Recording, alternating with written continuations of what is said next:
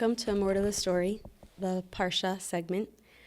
This week is Parshas Mishpatim, and today is Tuesday. And so some weeks we record earlier in the week, and this time we're back to Tuesday, which gives us time to drop in and try to sense what the energies we've been experiencing in this week in our lives. I'm going to take us back to last week's Parshas Yisro, where we received the Torah. And the ending of the Torah portion, describes the experience where God descended on Mount Sinai, and the experience that the thunder, the lightning, the clouds, the smoke, the beauty, right? And also the element that was like everybody's senses were so heightened and so flooded, and it was such a sensational experience. The sages actually say that prior to Matan Torah, God healed every single Jew that was present. Everybody had complete physical healing so that they could have this heightened sensual experience at Matan Torah, right? The bride is going to show up to her wedding in her full health, in her full glory, and be able to take in her husband without any blockage in her body. And so she had to be completely healed, right? And we end off like as the bride who had this experience that blew us out of our bodies, literally. That's what happened. And then we come to this week's Parsha, and it's called Parshas Mishpatim. And it's all about the laws, the civil laws that God gave that govern the lives of a Jew and the lives of society. And it will detail, we're going to go into the Parsha, this portion, and it will detail the laws, the regulations, and the boundaries that create a society that will run in the image of God, right, in this vision that God demands of us. And in this way, we'll be listening to God, and we'll see at the end of the Parsha, when we get through, I don't even know how many laws, which it's very dense with laws. The end of it is this promise that God makes to us of the life that we will get to receive if we live in accordance with these laws. And so we're going to jump into the first mitzvah. But before we do, what comes to me is where we end off in last week's Parsha on this very feminine and very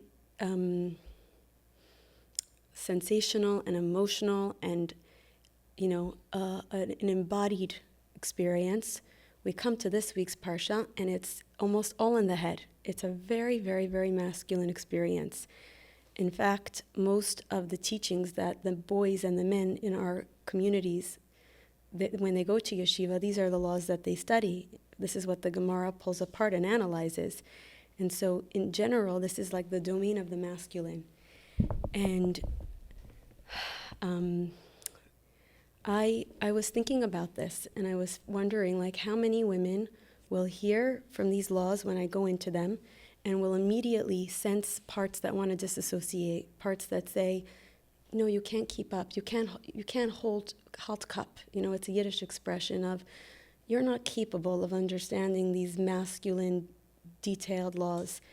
And there has been a projection on women that we are not capable of that. And so I invite all of us to pay attention to what comes up as we hear these laws, because we come to them with a history, and maybe, please God, this year we merit to bring aspects of our masculine more online, if we were not allowed to in the past, or maybe it's the reverse.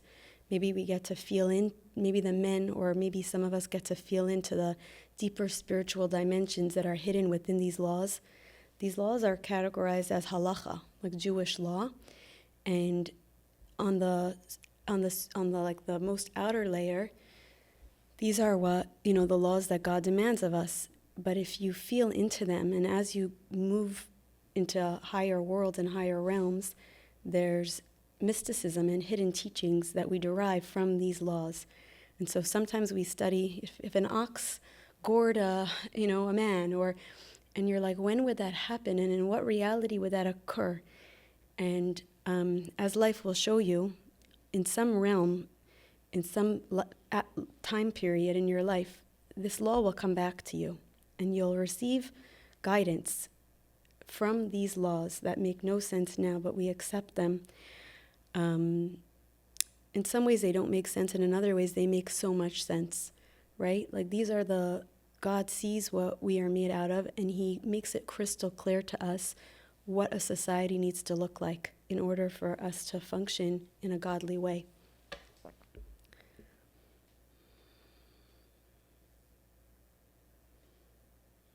I also have down here that while some, women, men will, feel like they want to disassociate from hearing, others will rejoice.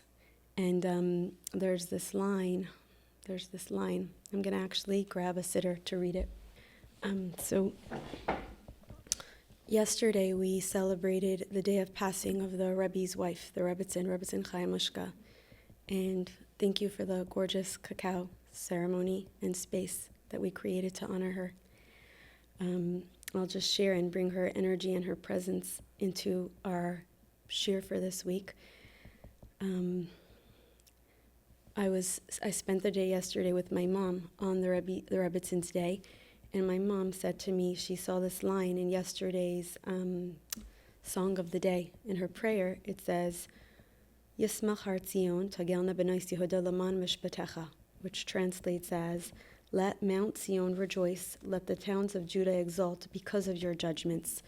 And so this week's Parsha is Mishpatim, right? And Mishpatecha is your judgments, your laws. And over here it's saying, Har Zion, the mountain of Zion, will rejoice. The women of Yehuda will exult because of these laws.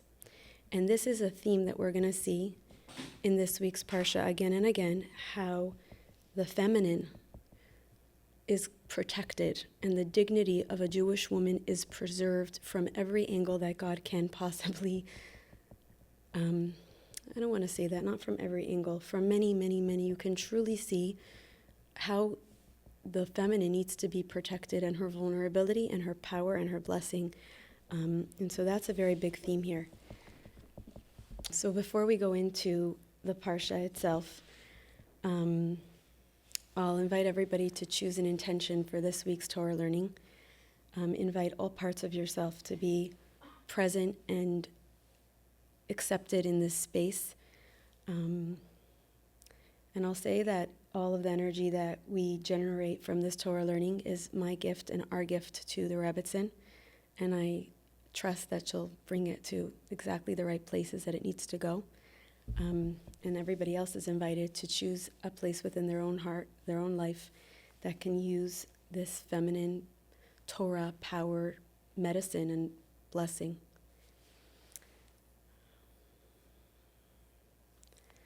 So over this past Shabbos, when we were reflecting on the last week's Parsha, Parshas Yisro, where we received the Torah, there was a few themes that came up and that stood out to me, and I'm going to go back and I'll start from there, and then we'll move into this week's Parsha, which is interesting because this week's Parsha actually concludes with Ma'an Torah again. We receive the Torah, and then in last week's Parsha, and then the week starts off with 6 out of the 7 portions talking about the laws, and then in the final portion it goes back to a few of the details, like the factual details of what went down by the mountain. So we actually conclude with Matan Torah at the end, again, with more information.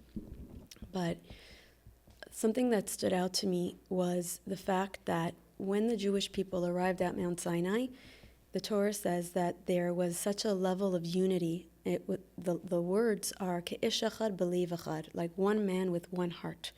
Every single Jew, it was one heartbeat and it was one body. There was such unity and such connectedness. And it says that we've never experienced it like that since that day. And it's clear to me that this is the Messianic time frame that we are longing for.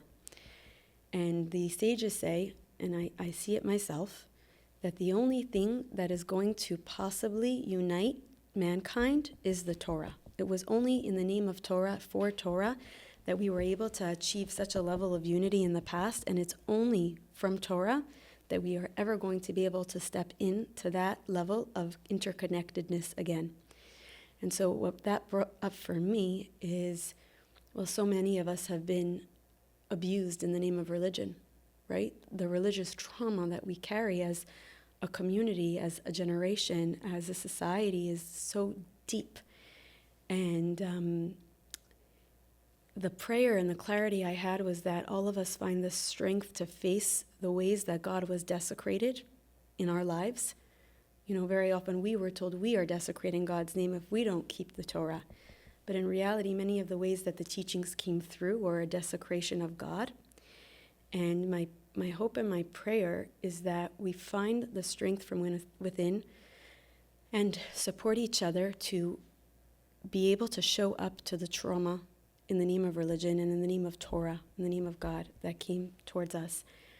And back to that idea of we can only receive the Torah when we're whole and when we're healed, which, it makes it so clear to me that all of these healing modalities are popping up as we get closer and closer to the Messianic era.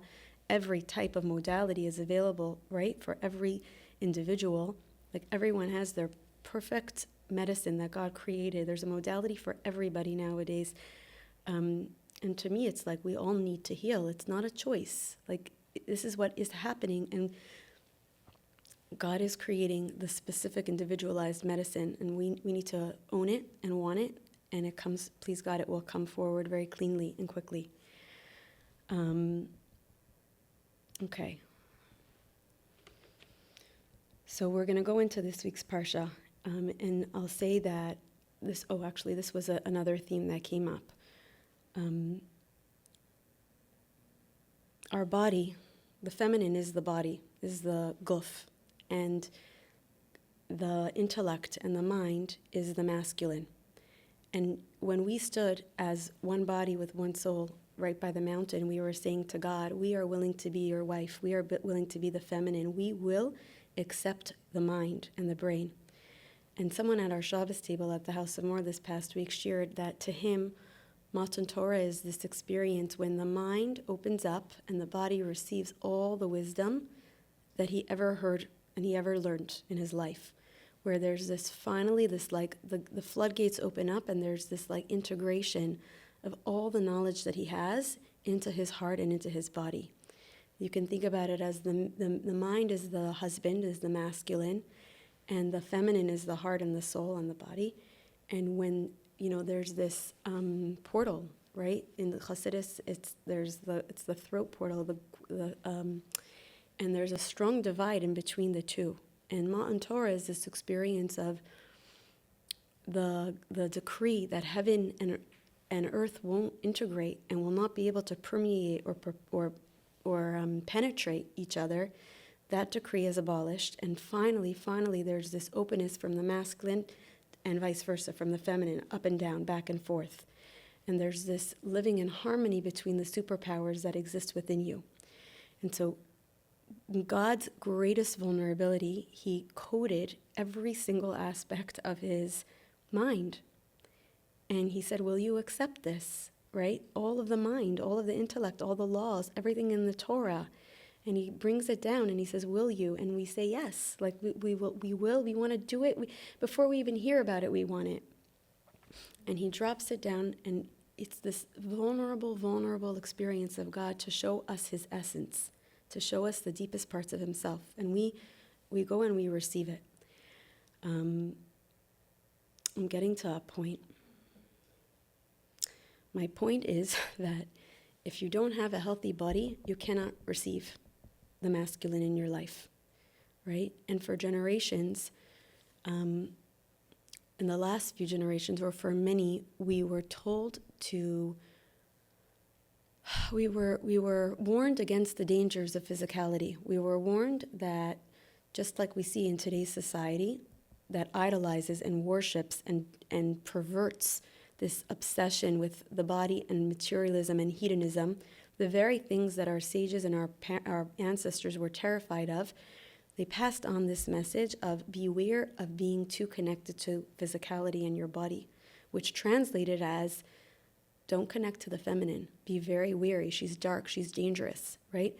But where we are today, we have the truth, and we know that in order for the mind and the heart to have a place to live from, we need a healthy vessel.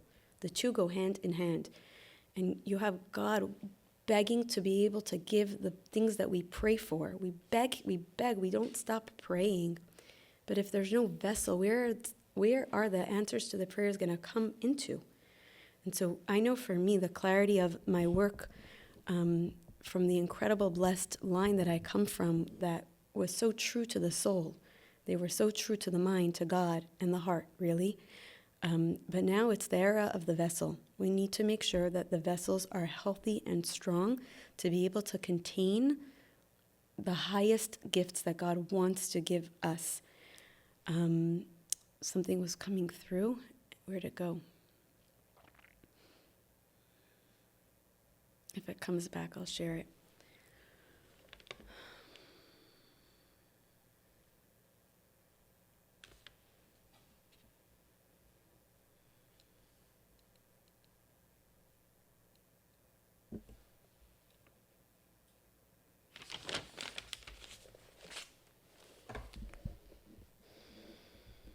Okay, so we're back to this week's Parsha, Parshas Mishpatim, and the first law is around this idea of slavery. And just to, give a precursor here, nowadays amongst the society, like the communities we come from, it's hard to imagine a reality where someone would be stealing in order to feed their family. But let yourself go back in time to what life used to be like, and center yourself there before we start reading, right? So the first mitzvah that's detailed is that a Jewish slave, I'm going to read a lot from my notes for this because it's very, very dense. It's like a lot of halacha. If a Jewish slave, if there is a situation where a Jewish person is enslaved, they need to go free in the 7th year. That's called Shemitah. And we'll list the details of Shemitah at a later point. But in short, the way that the communities, the land of Israel was, the structure of it was off of an agricultural society where the land was allowed to be plowed and sowed and reaped and harvested, right, for 6 years. And every 7th year was called Shemitah. And you were completely forbidden to engage in any work-related activities connected to your fields. And then we also have this idea of Yovel, the Jubilee year, which is every 50th year. And so the Torah uses these years to, Hashem describes that there are certain freedoms and energies that come forward in the Shemitah year and in the Yovel year. And so we come to the Jewish slave, and it says that he needs to go free in the 7th year, or the Yovel year, whichever comes first. And in this being the first Torah law that's given in this week's Parsha, we understand that the Jewish people are being taught foundational concepts around the Torah's view on freedom and slavery, right? And number 2, the Torah's beliefs on finances, right? There's a limit. We cannot become this obsessive, money-hungry, endless work. God puts into place these on the bowling alley, these breaks, like these boundaries, these protections that are in place to keep us from falling after these powers that are so powerful. We see how powerful they are. We look around in the world and you can see the obsession with money and how far it can go. And you can see the extent to which a person would be willing to give away their freedom, not right, and not know that they need to protect it. So you have this first law, and right away you see God's clarity on, no, we will never become a society that worships money. I do not allow it. Give it, right? When you read into the concept of Shemitah and Yovel, and then the idea of slavery, of there is a limit to how much a person can work for another person, because freedom is an inherent God-given gift. Now, it's going to explain that if there's a situation where a person steals to feed his family, right, and then he's caught and there are witnesses that see the theft, and he has no money to pay back the money that he took from someone when he stole, he can become, he's brought to the court, and he can be sold into slavery or to work as an indentured servant for a certain amount of time so that he can pay back the money that he stole, or the item or the object that he stole. And so also we see the clarity of, in God's world, there is no such thing as taking from another. A society that allows for thievery is a corrupt society that's denying God. But I'll get to that a little bit later. I'll keep going. A Jewish male slave who arrives to labor, this is the next law, who arrives to labor single, must leave single. If he was married to a Jew, the master must provide for the needs of this servant family unit, the wife and the children, even though they don't become servants together with him. When the male servant leaves, the wife also leaves. The family unit is free to go. The master is allowed to give the Jewish servant a not Jewish woman to create offspring, and the offspring would then belong to the master when the slave leaves. This is only an option if the slave already has a first wife who is Jewish. The first woman in this man's life will have to be Jewish, and he'll have to have children, I think, from her as well, in order for him to be given this second wife, who would be a non-Jew, and the children would remain in the custody of the master when the slave leaves. Please feel free to write down notes as your triggers come forward. It's difficult. If the slave says more than once, right, twice, I'm very fond of this arrangement. I love my master, I like my master, and I like my non-Jewish wife and children. I don't want to go free, right? What do we do with such a man? The master needs to take him to a courthouse, and he stands in front of a doorpost, and they pierce his right earlobe. And he forever will carry the stigma of, I chose to give away my freedom in exchange for living as the servant of another, and or in connection to, I wanted this family unit over another one, over my Jewish one. He would then be obligated to stay with his master until the Jubilee year, the Yovel year, at which point in time he would need to go free. God puts a limit to how long a person could give away their inherent freedom. He gives them time and time and time for their soul to trigger or to rev its engine and say, but freedom belongs to me. But the limit is Yovel, the Jubilee year, where he's forced to leave at that point in time. Over here, it says there's an actual verse that in Jewish law there is no woman who is a slave that's indentured. It's not possible to sell a woman. But it is possible to sell a young child who is a girl. And we'll talk about that later. Even this rear level, this sinner must be treated with respect and compassion. There is a time when a girl would be sold. And that's in the event that her father cannot pay for his daughter to get married, as having like a dowry.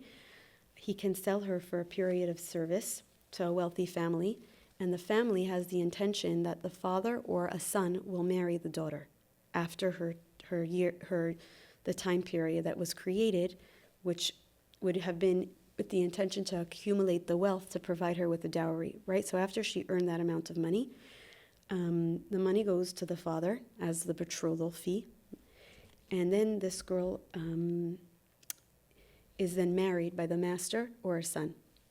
It says that only a girl who is prior to puberty is allowed to be put into this situation, and younger than 12 years old. The minute she shows any signs of her femininity blossoming, she's free to go, and she's not allowed to stay in that home without being married to the father or the son.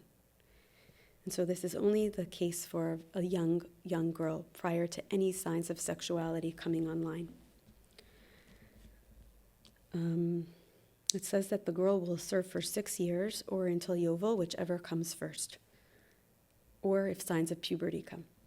If her master causes her damage, like the loss of a tooth, he must pay her full restitution, but she wouldn't go free because of the damage.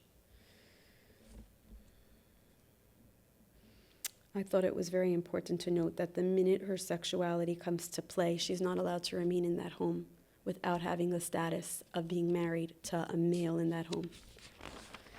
If the man does not want to marry her, right? She lived in that home 4, 5, 6 years, and it's time for her to go, and she's not wanted, right? What happens then?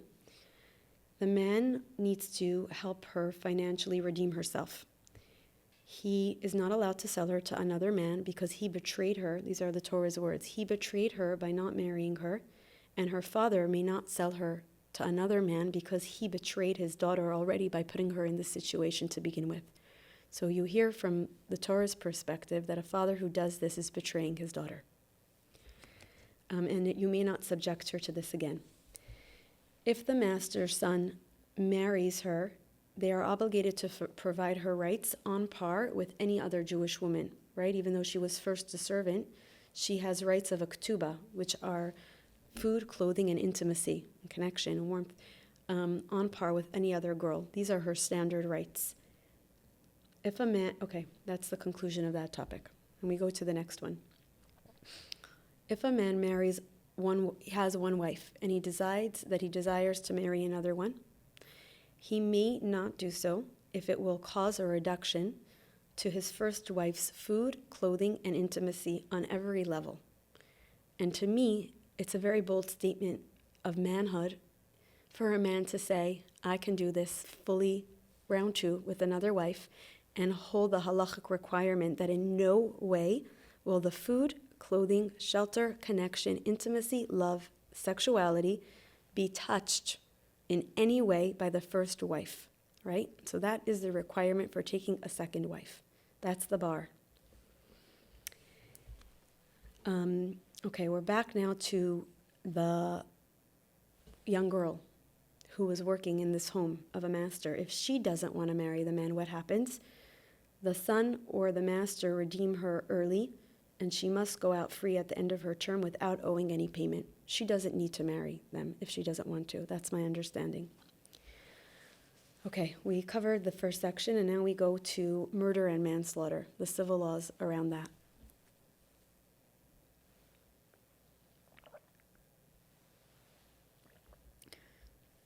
If an adult strikes a man, woman, or child and kills them, he's put to death.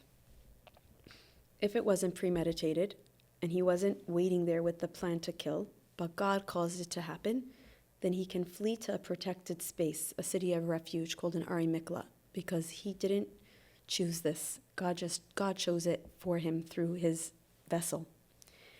And it says that as a Jewish society, we have an obligation to make sure that the cities of refuge have paved roads and have very, very clear signage so that a person running away will have the easiest and fastest time to be able to drop into those cities and find them.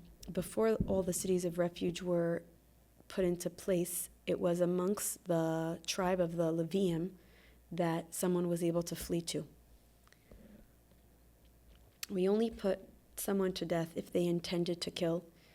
And even if he is a Kohen who was about to bring an animal on the altar, we pull him away from his priestly service and we bring him to the court, or we bring him to kill. We lead him out and we kill him. God says, take him from my altar. There's no exemptions of a hierarchy here. If you intend to murder, you're going to be killed. Okay, now we move into honoring our parents, right? We're learning about the bedrock of a healthy society. God is showing us that a society that doesn't respect its parents is going to rot from within. So our parents are divine, our source of divine.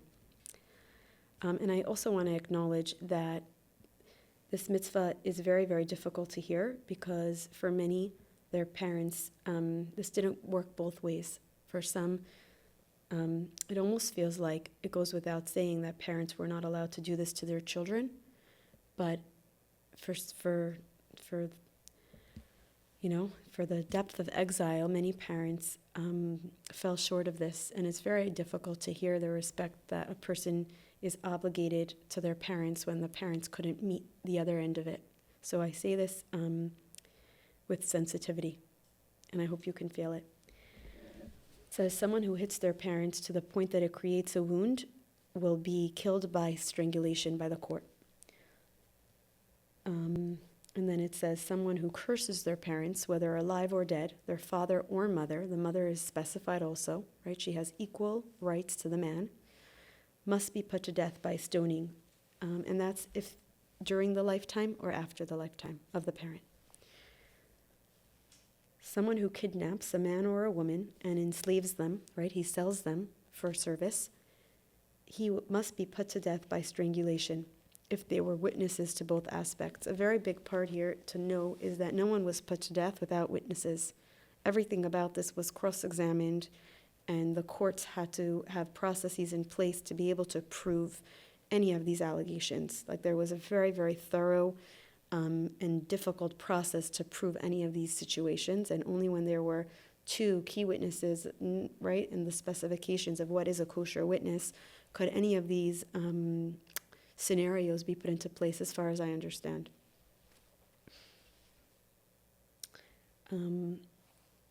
Okay. Now we're going to move into harm to others, physical injury. But really, I've learned this when I was at Stern, that every single injury was always assessed by 5 criteria, right? I used to know this in Hebrew, but it's been a while. So the court has to measure the loss of value for the injury, the pain that it caused, how severe the disabled or the disability came, the medical fees associated with the injury, and then the embarrassment to the person because of the injury.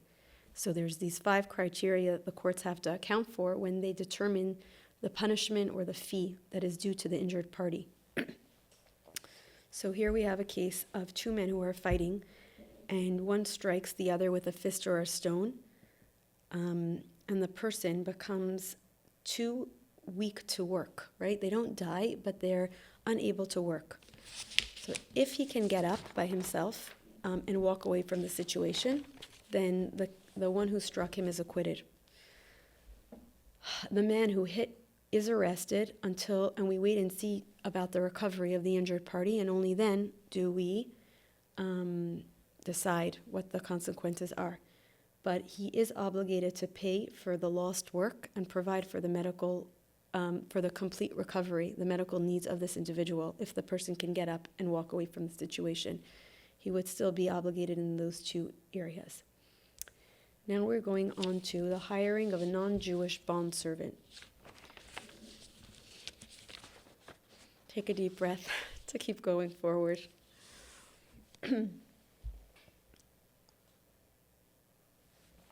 It is very, very dense and very masculine. And imagine like the men and the boys who learn in this environment, and they go from one law to another law to another law. And you can see why the men would so badly crave the feminine. Like, we don't learn like this. We don't learn so halachically. I mean, I didn't in the schooling that I went through. Okay, if an owner hits a bond man or woman with a rod and they die under his hand, they need to be avenged by putting the master to death, right? So if the master hits his servants, he gets murdered if he killed them. If the servant lives for 24 hours past the point that they're hit, we don't kill the master. If men are fighting and they bump into a pregnant woman and they cause her to miscarry, the court will decide the amount due to the woman and her husband for the loss of the child, of the pregnancy. If the woman dies, the law is a life for a life, or the guilty party would need to pay the value of her life. It depends. There's different opinions. And I want to just say again how these are all codes. There's such, and when I was at Stern, I had an entire segment on this halachic teaching, and it was fascinating, on the loss of a child, a fetus in a pregnant woman if 2 men bump into her. And these are literally just like themes and codes of so much information behind them all. And so I guess in receiving the Torah, the first level is we need to receive the outer body of it. And if we accept it and we make space for it, we merit to go deeper inside of it, right? So this is the first layer. in monetary compensation, right? If someone pokes out one person's eye, the payment is an eye, a tooth for a tooth, a hand for a hand, a leg for a leg. And so some people believe that's very literal, but our sages say that how would you determine how much compensation is needed? You would imagine that this person was on the slave market without that limb, right? And you see the cost, the reduction to their value because of the missing limb. And now you have to go and pay that person for that discrepancy because of the loss of the value. And that money goes towards the person that was injured. It says that non-Jewish people do not get redeemed after 6 years or the Yovel. They serve for a full life or based on the terms that they were purchased. Someone can pay for their release or their master can free them. And when they do, they become free on the level of an Israelite, completely free in the status of a Jew. If the master injures the person, he must set them free as compensation for the loss that he inflicted on them. Okay, now we move into unsafe animals. If an ox gores a person or a child, and the person or child dies, the animal is stoned with, and we are not allowed to benefit from any part of his body. And it says that the owner is not held responsible unless the animal had already caused damage in the past and the owner knew about it and did nothing to prevent this animal from mingling with society. And so the owner is liable to death penalty, but via the heavenly courts. We wouldn't actually do anything down here in this realm to prosecute this person. The court will impose a fee as ransom for his life, and that money will go as an atonement fee. If the ox gores a woman or a man that's a slave, the ox owner has to pay 30 silver shekels to the master, and the ox is stoned. If someone uncovers a pit in a ground or digs one in a public domain, and an ox or a donkey or animal falls in, the one who made the hole needs to pay restitution for the person who lost their animal. If someone's animal attacks another one and kills it, the attacking animal never harmed anyone prior to that, the owner of the living animal needs to sell his animal and then split the proceeds with the man who lost his animal. Now we move into thievery, theft. If someone steals a sheep, a goat, or an ox, and slaughters it and sells it, and there are witnesses for this, he needs to repay 5 oxen in place for the 1 ox, and 4 sheep or goats in the place of the sheep or the goat, right? It's the ratio of 1 to 5 or 1 to 4, depending on which animal. If a thief is caught mid-break-in and is struck by the guard and killed, the guard wouldn't be guilty here because he was breaking into a property that he wasn't allowed to be in. But if the guard was able to see clearly that the thief was not a dangerous person, right? The phrase of the pasuk is, the sun shone on him. Right? It was very clear as day, that this person was not a danger, and the guard hit him to the point that he died, the guard would be held liable, even though the thief was breaking in. A thief who steals something needs to repay fully what he took. If the thief is a man and he doesn't have the money to repay, that's when he would become an indentured, sold as a bondman. And the money that's made from his sale will make the restitution for the money that he stole or the item that he stole.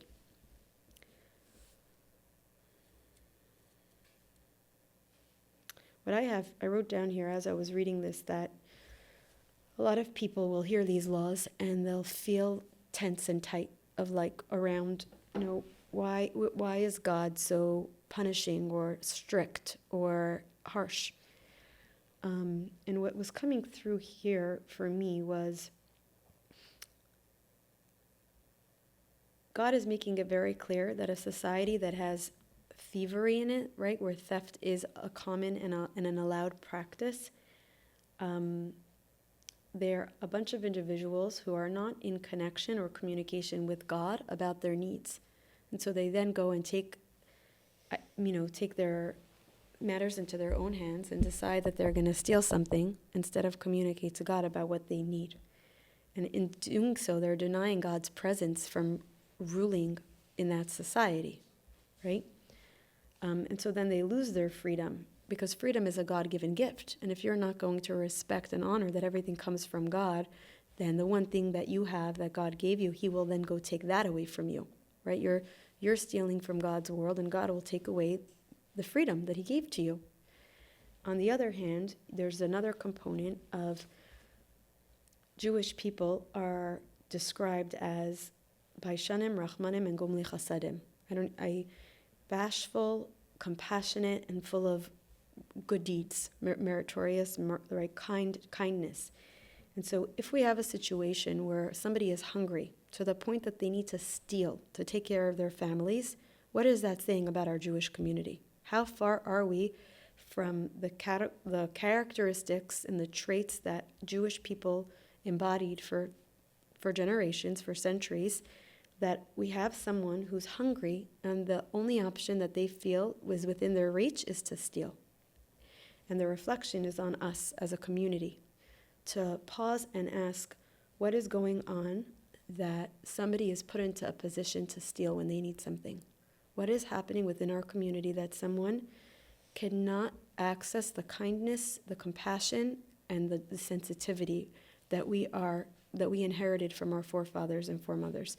It comes from within us. And if we're not channeling that, we need to pause and ask ourselves, how are we allowing this thievery and all these punishments that come, right? It's on us. We work together as a community here.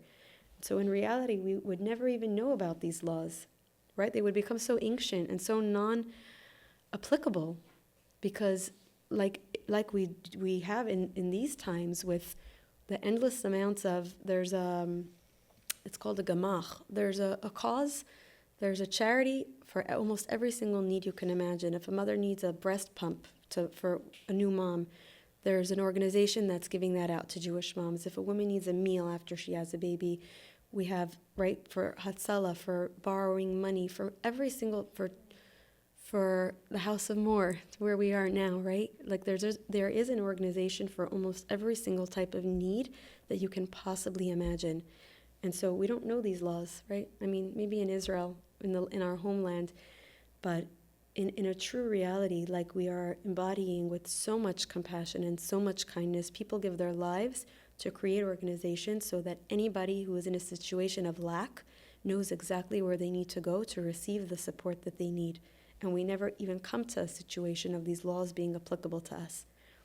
And really, that's evidence of the messianic time that we're living in now, that people choose to give their abundant money and create a charity and a project and an organization to help, from a car seat to a medical bill to a wedding, making a wedding. There's love going around on every level. And that's incredible. Like, that's something incredible to witness.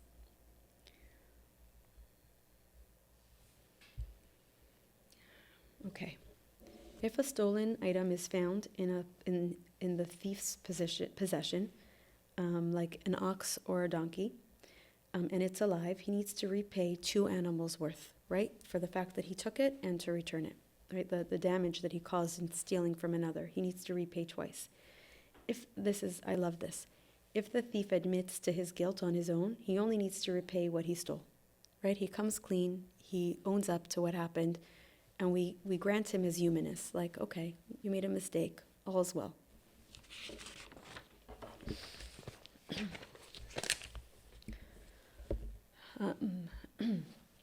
Now we go into compensating damages.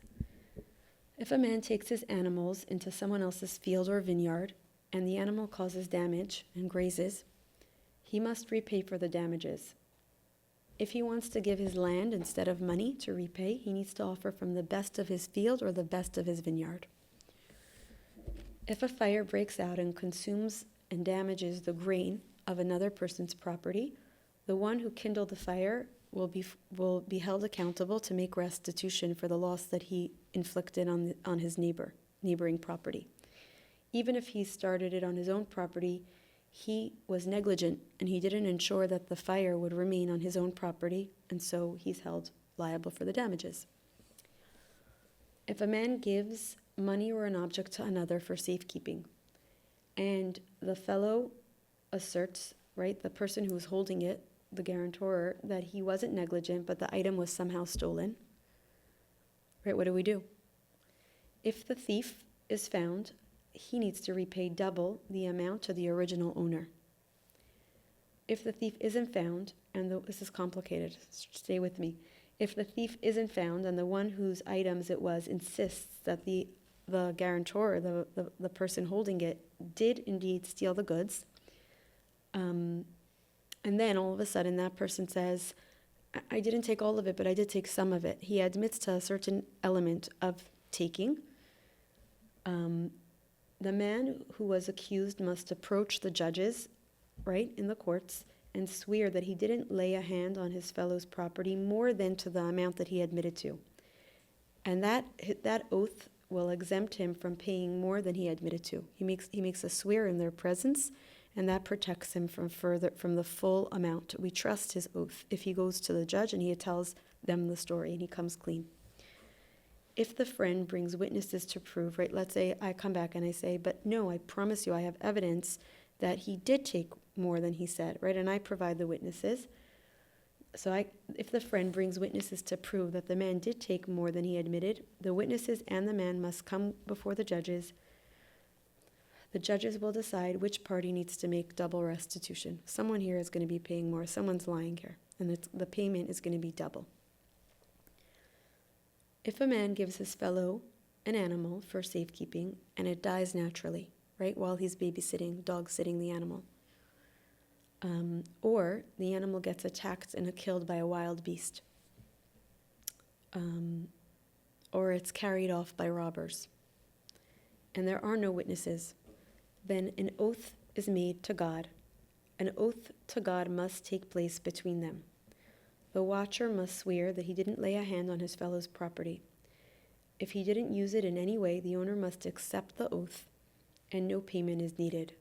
Right? And this halacha brought me to the idea of trust as the bedrock of society. If we can't trust our friend or our neighbor who is watching our item, if we can't live by, I make an oath before God, what does God mean to you? Nothing. What does a friend mean to you? Nothing. Right? And so in order to be able to live at peace in trust, right, this is the foundational element to a society that's making room for God in a true, clean, pure way. If the item was stolen, he does need to make payment.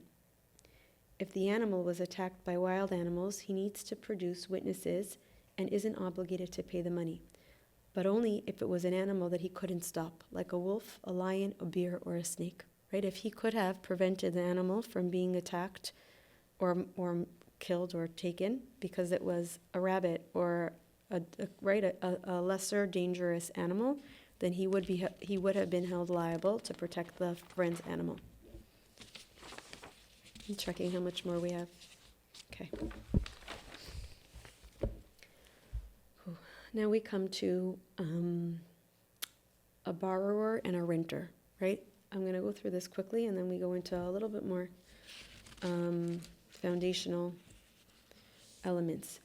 If someone borrows something from his fellow and it breaks, the item breaks or dies, and the two people involved are not an employee-employer relationship with each other, the borrower needs to pay restitution for the item that broke. If they do work together, then no restitution is needed, right? This relationship they have protects them, protects the worker. If the item was rented in exchange for a fee, he would be responsible for the negligence. Others say he would be responsible as though it was theft. Okay, I think we're done with the halachos, those laws, and now we go into seduction. And I actually have here that I should read the pasuk from inside, because this is real. As were all the other laws.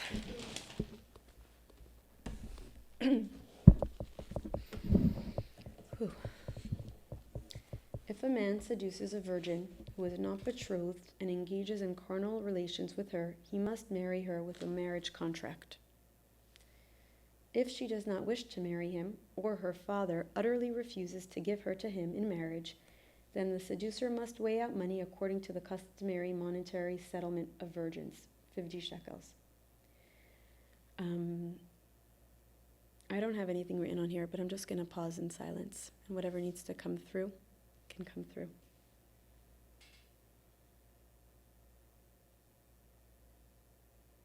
I don't have anything to say because there's so much to say. There's so much here.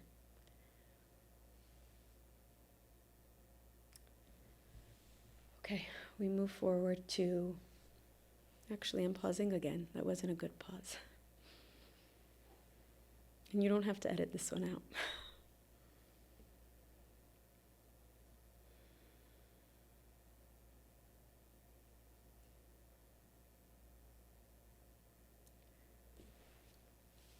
Okay, the next topic is sorcery.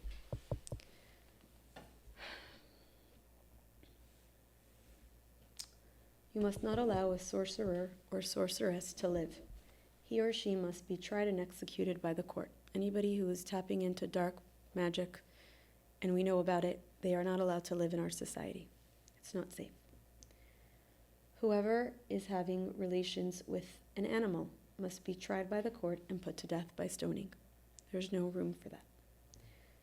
Whoever is offering sacrifices to other idols, like incense or libations or bowing down to an idol, they're tried by the court and they're put to death by stoning. All of these actions are permitted to God alone, right? They're held exclusive for our relationship with God. Like certain aspects of intimacy that we're only allowed to do with our husband or our wife, there are certain actions that are limited to just us and God. And here it says, sweeping the floor in front of it or kissing it is punishable by death if that was the particular way that people used to serve those idols, right? If that was the way, then you were held accountable for those behaviors too. But if that was not the case, that wasn't a normal practice for that particular idol, then it wouldn't be considered a capital offense and the person would be punished with lashes. Okay, this is very important, and I planned to talk about this before, but it came in here, so I waited intentionally. It says, you must not taunt a foreigner who has converted to Judaism or oppress him by robbing him of money, for you yourselves were foreigners in Egypt. So he can easily taunt you back. Although it is forbidden to rob anyone, it is especially sinful to rob a convert. And this brings me back to last week before we started the podcast. We had a beautiful cacao circle where I really dropped into this idea of Yisro being the first righteous convert, the Ger Tzedek. And I was so moved by that. Like my heart was bursting open with this idea of who Yisro is and how much space he creates for the topic of conversion and Gerim in our communities and in our lives. And when I left, I felt sad that it wasn't noted and recorded because I know of like dear people in my life who get to be held in this conversation, that Yisro was the first righteous convert and we couldn't receive the Torah without him. And over here we come back to one of the laws of a healthy society. God is warning you, don't you dare taunt a ger. Don't you dare taunt a convert in any way. They have this vulnerability, but so do you. And that was actually one of the reasons why we needed to go to Egypt for as long as we did. We needed to understand what it meant to be an outsider and to convert to Judaism and have this sensitivity. And we're demanded to maintain an openness to that truth in our society. You must not cause pain to anyone, but particularly not to a person who has a limited way to defend themselves against you, like a widow or an orphan. If you do cause them pain, I'm reading inside because these laws are so powerful, and like these are God's words. I don't even know what I wrote on them, but it doesn't matter. Maybe after I'll scan it. If you do cause them pain, you will certainly be held accountable. For if a widow or orphan will urgently cry out to me, I will certainly heed their cry and punish you measure for measure. The gates that open like the chambers of heaven are open for the widow and the orphan. And everything that they say, God will listen to everything that they say. And so we need to be really, really careful with how we behave and engage with them. And it goes on. This language is strong.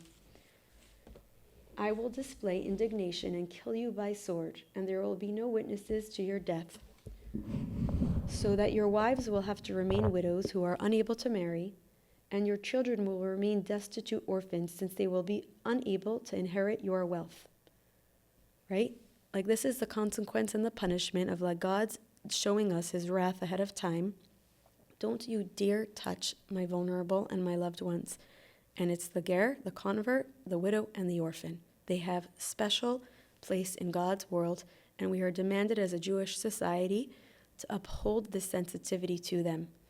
And honestly, this is a foundation, it's a bedrock of our society, and this deserves another pause for, like, meditation and presencing, because, you know, when Yisro told Moshe to look around for a leader who had 7 qualities, and then they would be chosen as one of the people to judge and teach the law, the oral law. One of the criteria that he mentioned was that they should be able to extrapolate new teachings from the written law, right? And I think that that's demanded of all of us from these passages, from these portions, these verses.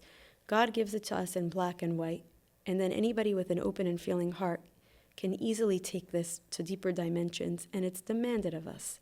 Like, this is not how you know, I took I'll share how I'm sharing this from a place of strength, but I'm in awe of my father, who takes this teaching literally. He has a special place in his heart and in his life to take care and be a part of the lives of many widows in our community and in our Chabad circle. And I took it upon myself that every Rosh Chodesh I would pause and reflect where I'm holding with certain mitzvos. Like, check in with myself. These are foundational tenets of a Jewish society.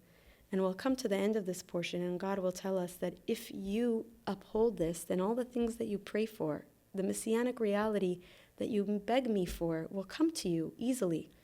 So we have all of this, like, where is God and what is God doing? And then we come to these teachings, and this is the marriage contract. God is making it so clear to us what is important to him, what will create the reality that we pray for. And I pause here for the widow and the orphan and the convert. And we need to ask ourselves as a community and as an individual, as a family unit, I'm doing that. I'm reminding myself, Rosh Chodesh is coming up in 7 or 8 days. And I took that hachlata, that decision, to check in where I'm holding with these mitzvos at least once a month. So I'm sharing that if it calls to anybody. Okay, now we go into interest and loans. The laws of lending money. If someone asks you for a loan and you can give it, you must. If you need to choose between a Jew and a non-Jew, the priority would go to the Jew, because he is a member of my chosen people, says God. If you need to choose between lending a rich person or a poor person, the poor person would have first priority. If you need to choose between lending to a poor relative or another poor person, your relative comes first. If you need to choose between a local poor person or a person from the broader community, the poor within your community takes precedence over another poor person. If the borrower can't pay you back at the chosen time, you must not act as a creditor, demanding payment. Rather, act as though he doesn't owe you money at all. Treat him respectfully. You may not charge him interest. You may not charge him interest. I don't want to share all my passion here, but again, these are the foundational tenets of a Jewish society. We beg God for goodness in our life, and we want so much for ourselves and for the sick in our world and for the suffering in our world. And God tells us, I want to give you all of that, but there is no room for me down here in this world if we're charging our brothers and sisters interest on their money. It's a violation and a desecration of God's name. on every level. And the only thing I can do is give a blessing and pray that people are able to tap into this truth and move away from this form of making money within our community, this charging interest. If he doesn't pay you back at the appointed time, you can take his day garment as collateral, but you need to return it to him every morning. Let him keep it until sunset, right? There's so much protection of the dignity of someone who couldn't afford to pay back the money that he said he would. I'm going to read from inside. If, when he does not pay you back at the appointed time, you repeatedly take your fellow man's day garment as collateral, you must return it to him every morning, letting him keep it until sunset. For this alone is his outer cloak, the inner garment for his skin. If you take his couch as collateral, you must return it to him every morning. For if you do not, with what should he lie down to rest during the day? If you do not return these items, then when he cries out to me, I will listen, for I am compassionate, says Hashem. You must, okay, now we move into the next one. That's the conclusion of interest and collateral. And we see, it almost feels like it's more of a nuisance to end up in a situation where the poor in our community have to borrow money from us. We have a responsibility to be a healthy, functional, thriving society that every single it's in our best interest.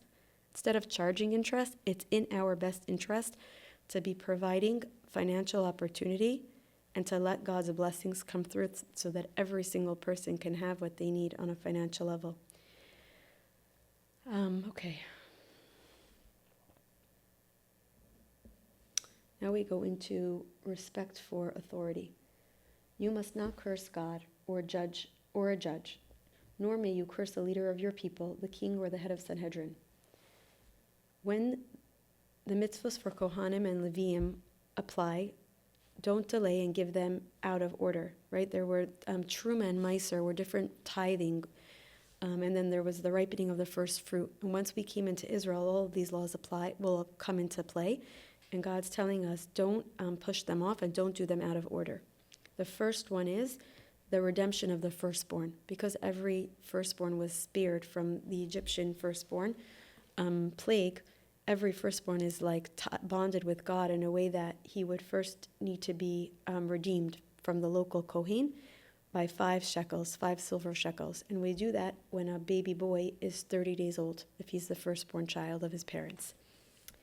And then we have the same law for animals, but it's a 7-day period. The baby stays, the firstborn child, baby, stays with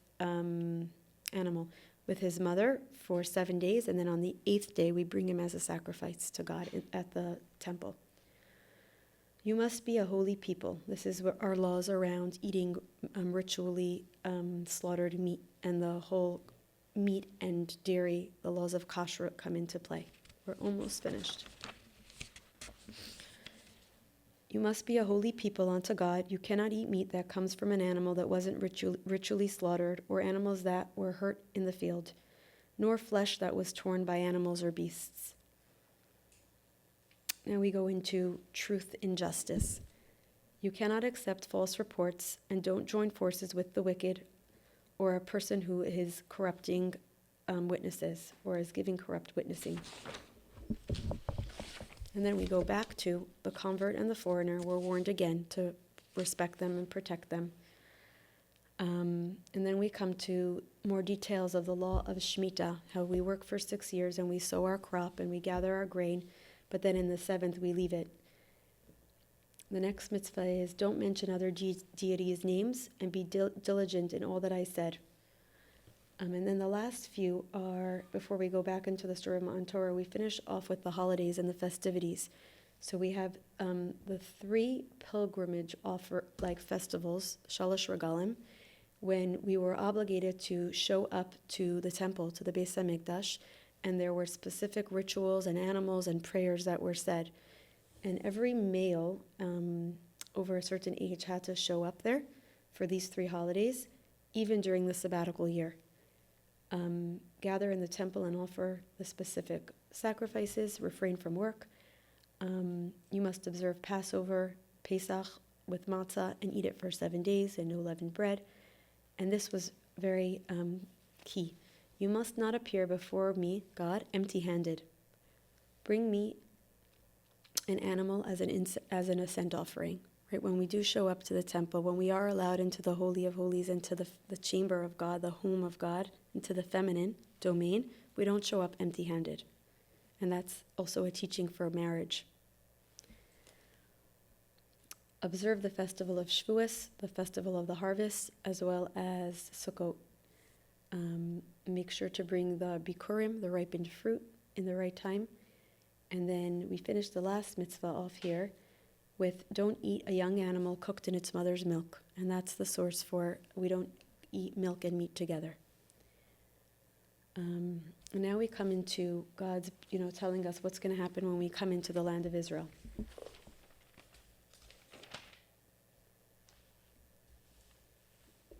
So this was very interesting. Hashem is saying that as of now, if the way you're so pure of sin, if you were going into the land tomorrow, I would be a presence in your life down here in this world to be able to lead you into the land. But if it will happen, which is what eventually does happen, where there is sin here, and so God cannot fully express himself and be safe down here because we were pulling from other lower energies. God says that I'm going to send you my angel, Metatron, which is the same numerical value as Shakai, God's name. And this was so powerful. God tells us that he does not have permission to be compassionate like I do. So he is going to hold you accountable to the law, to the letter of the law. There's no room for error when my presence is not here. If you don't uphold a society where I can rest amongst you, you are choosing to have din, gvura, strictness govern you, because I am in it. When I'm here, I'm compassionate. I can make leniencies. I can look into your heart and see the full situation and choose. But he will not be able to. He abides by halacha. And so be so careful with how you choose to conduct yourself, because that's what he'll hold you accountable to. And eventually what happens is Metatron is the one that comes together with Yehoshua to lead the Jewish people into the land of Israel. I'm going to read from the conquest of the land of Israel. In the future, you will sin. My presence will not be able to dwell with you openly. When that happens, I'm going to send the angel Metatron before you to protect you on the way and to bring you to the land of Israel, to the place that I have designated, for you to occupy and settle in order to fulfill your mission of raising the world's divine consciousness, and in particular, the special central place that I have long ago prepared for revealing myself, the heavenly temple, which is directly above the site where you will build the earthly temple, right? Right under our temple, right above it, is God's temple. This means that the land of Israel in general and the future site of the temple in particular are the locals most receptive to the spiritual consciousness of the higher worlds. And then the next verses talk about being very, very careful, because Metatron will not be compassionate like God will be. And if you will diligently obey him and do all that I say, I will be an enemy to your enemies and persecute your persecutors. Right? This pasuk, this verse, I will be an enemy to your enemies. We don't have anything to worry about. We don't need to protect ourselves when we follow in the vision that God created for our world. Let's see where I am. If you follow this, I will drive the inhabitants out of Israel. I will settle you in the land. And then this. No woman in your land will miscarry or outlive her children. Children will not die ahead of their time. No woman will be barren. If you follow this, I will give you a full, long life. And that's the end. All of this is like the final statement of this all of these halachos that we come to. It's the prayer for a full life on every level, right? And it's highlighted in a mother and a father will never have to live to see their child leave the world too early. And a mother will never have to experience death within her body. And a woman and a man and a wife will never have to experience longing for a child and the child not coming. And that's the conclusion of the halachot. And then the final segment on here, we come back into the Matan Torah, right? We're back prior to receiving the Torah by the mountain. And the date is Dalet Sivan, and we're going to receive the Torah on Vav Sivan. And Hashem says to Moshe, you and Aaron and Nadav and Avihu and the 70 elders should take your post on the mountain, all at the designated spot that they were allowed to. And only Moshe himself was allowed into the cloud. And the reason for that was when Moshe called the 70 elders to come with him to Paro, they were not able to find the courage in their heart to face Paro. And so here, the compensation for courage is given. And because Moshe was willing to face the demon, the darkest demon alive, his stepfather, turned demonic, he is brought all the way into the highest heavenly chambers. And the elders are told, you weren't willing to face the dark, and you're not going to be able to face the light. That's the reward. Moshe repeats the laws on that day, and all the Jewish people say, the entire people respond with one voice and said, all the words that God has spoken we will do. Moshe then wrote all the words of God on a scroll, and on Har Sivan, Moshe builds an altar, a mizbeach, on the bottom of Har Sinai, and he puts 12 monuments commemorating the 12 tribes. And then Moshe tells the people that because you want to hear from God himself, you need to purify yourselves, like go in a mikvah, ritually pure water, and they do so. And then there's an entire ceremony here, which I'm not going to go into with too much detail, with sacrificial blood. Moshe takes blood from different animals, and some of this blood gets put onto some of the Jewish people, if I understand correctly. I believe it was the Kohanim at the time who were the firstborns at that point in time. The eldest, the firstborn child, was still the priestly tribe, and after we have the sin with the calf, the golden calf. That ranking is going to switch, but at this point in time, there's something that happens with sacrificial blood being sprinkled onto individuals. And here I have.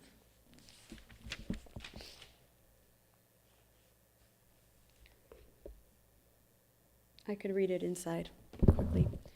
In order to express the fact that this covenant bound God and the people as two halves of a whole, God planned to have Moshe dash half of the blood of each type of sacrifice on the people.